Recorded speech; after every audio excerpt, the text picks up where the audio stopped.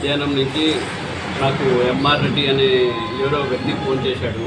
Phone చేసి నేను ఫలానా డ్రైవర్ని నా బ్యానర్లు మా నాయకుడు బ్యానర్లు ఎందుకు తీశారని చెప్పాడు. నేను నిద్రలో ఉంటే నేను అన్నాను, సరేలే నేను తర్వాత మాట్లాడతా, లేకపోతే ఆఫీస్ దగ్గర రమ్మని చెప్పాను. లేదు మా నాయకుడు బ్యానర్ ఎందుకు చింపినారంటే నేను అన్నాను, అది జనసేన ఫంక్షన్, అది నాకు సంబంధమే లేదు. అది నేను అన్నాను ఊర్లు కాబట్టి అది ఏమంటే గ్రూపులు ఉంటాయి, నాకు సంబంధమే లేదు అని అన్నాను. సరేలే నీకు తర్వాత మాట్లాడతానని మా వాడు అలీతో మాట్లాడుకున్నాను అని అలీ నంబర్ ఇచ్చాను. సరే అని నేను ఏం పట్టించుకోలేదు. సరే తాగి ఉన్నాడు కాబట్టి ఏమంతా పట్టించుకోలేదు, నార్మల్ ఇట్లా కాళ్ళు వస్తుంటాయి కదా అని నేను ఏమంతా పట్టించుకోలేదు. సాయంత్రం కరెక్ట్ 7:30 అప్పుడు ఇద్దరు గేట్ బయట మా గేట్కి బైక్ అడ్డం పెట్టాడు. నాకు ఎవరో వచ్చి అన్న ఎవరో గేట్కి బైక్ అడ్డం పెట్టాడని చెప్పారు. నేను చెప్పాను, సరే తీయమని చెప్పానండి. తీయమంటే నాకు తర్వాత చెప్పాడు వీడియో ఫోన్లో కాల్ చేస్తున్నాడు అని చెప్పాడు. సరేలే ఆయనతో ఏం మాట్లాడతారులే అని తాగి ఉన్నాడని నేను వెళ్ళిపోయినాను. ఇంకా కార్లో నా ఫ్రెండ్ కార్లో నేను వెళ్తుంటే పరిగెత్తి వచ్చేసి కారు అద్దాన్ని గప్పని గుద్దినాడు. నేను ఏమన్నా యాక్సిడెంట్ అయినా అనుకుని బ్రేక్ కొట్టాను. ఏం రాన్నాను, మా నాయకుడిని అట్లా ఇది దూరం పెడతారు మీరంటే, అరే నాకు సంబంధం లేదురా బాబు అవన్నీ, నువ్వు ఎందుకు నా మీద ఇది చేస్తున్నావు అని చెప్పాను. ఇంకా చేసుకోవడానికి వెళ్తే నేను మా వాళ్ళు అంతా ఇది ఆయన మీద కొట్టి పక్కన ఇది చేసా. ఫుల్ తాగి ఉన్నాడు ఆయన. తాగి ఉండి ఆయనతో పాటు ఎవరో ఇద్దరు వచ్చారని తెలుసు. ఇద్దరు వచ్చారో ముగ్గురు వచ్చారో నాకు ఐడియా చక్కగా లేదు. అది పోలీస్ వాళ్ళు ఎంక్వైరీ చేస్తున్నారు. దాని తర్వాత వాళ్ళు వచ్చేసి నాకు తీసుకుపోయి 1 టౌన్ పోలీస్ స్టేషన్ తీసుకెళ్ళారు. ఇది జరిగింది. దాని తర్వాత ఆయన ఏమన్నాడో తెలియదు కానీ సిఐ గారు అందరూ ఎంక్వైరీ చేస్తున్నారు, దాంట్లో ఏం నిజాలు ఏముందో, ఆయన ఎందుకు వచ్చినాడని.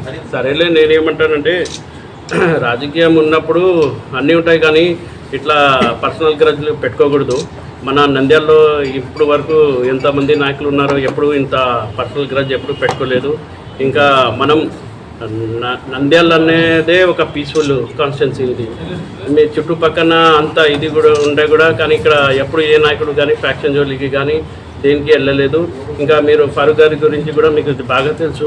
40 years ఉన్నారు. అన్నీ ఆల్ పార్టీ, వైసీపీ పార్టీ ఉండని, కాంగ్రెస్ పార్టీ ఉండని, అందరూ టీడీపీ పార్టీ వాళ్ళు ఉండని, పాత వాళ్ళు ఉండని, అందరూ బాగా కలిసిమెలిసి ఉంటారు. కానీ నంద్యాలలో ఏ రోజు కూడా శత్రుత్వం అనేది ఉండేది కాదు. కానీ ఇది చిన్న అంటే నేనేమంటున్నానంటే ఏదన్నా ఉంటుంది, సరే వాళ్ళ లీడర్ కాబట్టి కోపం ఉంటుంది కానీ అంతా మనసులో పెట్టుకొని అదే పనిగా ఫోన్లు చేసి బెదిరించడం మా లీడర్ ఇది అని ఉండకూడదు. ఎందుకంటే రాజకీయం ఉన్నప్పుడు ఎవరు గ్రూప్ వాళ్ళది ఉంటుంది, ఎవరు లీడర్ మీద ప్రేమ వాళ్ళకు ఉంటుంది, అంతే తప్ప అది మనం పర్సనల్ పెట్టుకోకూడదు. ఎందుకంటే రేపు లీడర్లు ఈరోజు కాకపోతే రేపు కలిసిపోతారు, మనం సఫర్ అయ్యేది మధ్య వాళ్ళే. దానికోసం నేను ఒకటే అంటాను అందరికీ, ఎప్పుడు మీరు దయచేసి ఒక్కడి కోసం ఏమంతా ఇది మీద వేసుకొని ఇది చేయకండి. ఇప్పుడు లాస్ట్లో సఫర్ అయ్యేది మీరే. ఎందుకంటే చూశారు మీరు, అసలు నాకు సంబంధం లేదు, అది ఎక్కడనో ఊళ్ళో జరిగింది. అక్కడ కంపల్సరీ 2-3 గ్రూపులు ఉంటాయి. నంద్యాలలో ఇప్పటి నుంచి కదా ఎప్పటి నుంచో గ్రూపిజం ఉంది. మనం ఎప్పుడు గ్రూపిజం జోలికి కూడా వెళ్ళము, అందరితో కలిసిమెలిసిగానే ఉంటాము.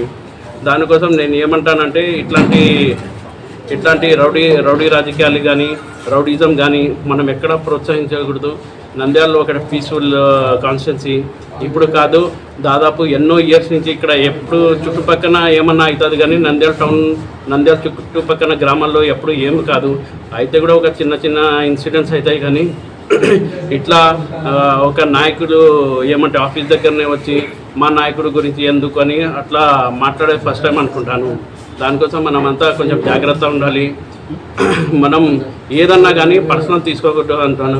ఇప్పుడు మేము ఇన్ని సంవత్సరాలు రాజకీయం ఉన్నాం కానీ ఏ రోజు కూడా ఎవరి గురించి అన్నా ఇంత పర్సనల్గా వెళ్ళలేదు. ఇంకొకటి చాలామంది నిన్న కూడా మేము చూసాము, మీడియా వాళ్ళు మా గురించి ప్రచారం చేశారు. అంటే నేను ఏమన్నా అంటే వాస్తవం లేకుండా ఏం రాయకండి. సరే మీరు, ఎందుకంటే మేము ప్రజల్లో సేవ చేస్తున్నాం, మనం కష్టపడుతున్నాం. నేను కానీ మా అన్న కానీ మా నాన్న కానీ అందరు కష్టపడుతున్నారు. ఇష్టం వచ్చినట్టు రాస్తే అది తప్పులు రాస్తే మనం ఏం చేయలేము. ఎందుకంటే నాకు తెలుసు, ప్రజలకి తెలుసు, పొద్దున్న నుంచి సాయంత్రం వరకు ఆఫీస్లోనే కూర్చొని ప్రతి ఒక్కరికి రెస్పాన్సిబుల్ ఇస్తుంది మనమే. దానికోసం మీరు దయచేసి ఏమన్నా వాస్తవం ఉంటే నా దగ్గర తీసుకురండి, ఇది తప్పు చేశారని చెప్పండి, నేను ఇది చేసుకుంటాను, అంతే తప్ప మీరు ఇష్టం వచ్చినట్టు రాస్తే మనం దానికి ఏం చేయలేము. సరే ఏదో చిన్న చిన్న ఏదో వచ్చింటుంది మీద అది మనసులో పెట్టుకొని రాయడం మంచిది కాదు. నాకు తెలుసు మొన్న ఒక ఛానల్ వాళ్ళు రాశారు, అది సరే అది మంచి ఇది కాదు. ఎందుకంటే వాళ్ళు ఒకటి అడిగినారు, అది లేట్ అయింది అంతే, దాని తప్ప అదే పనిగా మనసులో పెట్టుకొని దాని గురించి రాయడము, ఒక స్టోరీ రాయడం 6 minutes నా గురించి అంటే ఏదేదో రాత నేను కబ్జా చేసినాను, ఎక్కడ కబ్జా చేశాను చూపించండి, నేనే చెప్తాను ఎక్కడ కబ్జా, అట్లా కబ్జా చేసినా కానీ ఇక్కడ వరకు ఎవరు నంద్యాల ఉండేవాళ్ళు కదా. అసలు అది మా ఇదే కాదు, మా పద్ధతి కూడా కాదు, మేము ఎప్పుడు అట్లా చేయలేము. అసలు మా స్థలాలే మేము ఇచ్చినాం కానీ ఎవరి స్థలాలకి ఎవరి జోలికి కూడా వెళ్ళలేదు. దానికోసం ఇదంతా తప్పు ప్రచారం చేయడం మానేసేయండి. ఎందుకంటే మీరు రాస్తే కూడా మేము ప్రజల్లో ఉంటాం, మీరు రాకపోతే కూడా మేము ప్రజల్లో ఉంటాం. మాకు ఒకటే తెలుసు, ప్రజల్ని సేవ చేయడం. ఎందుకంటే మేము ప్రజల నుంచి గెలిచిన వాళ్ళం. దానికోసం ఇప్పుడు ఎవరన్నా అంటారు ఫరూక్ కొడుకు ఎందుకు మొత్తం ఆయన తిరుగుతాడు, ఎందుకంటే ఎలక్షన్స్లో ప్రతి డోర్ టు డోర్ తిరిగి నేను ప్రతి ఒక్కరిని నేను ఇది చెప్పాను, నేను కంపల్సరీ నేను ఉంటాను, మా నాన్న ఉంటారు, నేను కంపల్సరీ ఇస్తాను. ఎందుకంటే వాళ్ళు నాకు ప్రశ్నిస్తారు, ఏమయ్యా నువ్వు ఎలక్షన్స్ అప్పుడు చెప్పినావు, ఎక్కడ ఉన్నావు అని అడుగుతారు. దానికోసమే నేను ప్రజల్లో తిరుగుతున్నా. అది తిరగడం నేను తప్పైతే ఇంకా ఏం చెప్పలేను. ప్రతి ఫరూక్ కొడుకుని అన్నీ చూసుకుంటున్నా అంటే, అరే ఎలక్షన్లో తిరిగిందే ఫరూక్ కొడుకు మీద వేసుకొని మేమే కదా చేసింది. ఇప్పుడు ప్రజలు నాకు అడుగుతారు కదా కంపల్సరీ, నువ్వు తిరిగినావు కదా, నువ్వు వాగ్దానం ఇచ్చావు కదా, ఎక్కడ ఉన్నావు అని అడుగుతారు. దానికోసం తిరుగుతాను. అది తప్పు అంటే నేనేం చేయలేను. దానికోసం నాకు కూడా నంద్యాల వాసిని నాకు అంతే నాకు కర్తవ్యం ఉంది, ప్రజలకి జవాబుదారీ ఇచ్చేది. దానికోసం నేను ప్రజల్లోనే ఉంటాను. ఇంకొకటి నంద్యాలలో నిన్న జరిగిన సంఘటన కూడా మనం పెద్ద అంత ఇది చేయలేదు, అది ఇన్సిడెంట్స్ అవుతుంటుంది. కానీ ఒకటే చెప్తాను, ఇట్లా నంద్యాలలో ఏ రోజు కూడా రౌడిజం కానీ ఫ్యాక్షనిజం కానీ భూ కబ్జా కానీ మనం ఎంకరేజ్ చేసే ప్రసక్తే లేదు. ఎవరన్నా ఏమన్నా మనసులో ఉంటే కూడా నాకు వచ్చి చెప్పండి, అంతే తప్ప మీరు అదే పనిగా పర్సనల్ గ్రాఫ్స్ తీసుకొని నా మీద ఇది చేయడం తప్పు. అది ఏమన్నా ఉంటే మీరు కూర్చొని మాట్లాడండి, అంతే తప్ప నాకు ఎవరితో ఇప్పుడు కూడా చెప్తున్నాను, ఎవరితో శత్రుత్వం లేదు, ఎవరితో ఇది లేదు.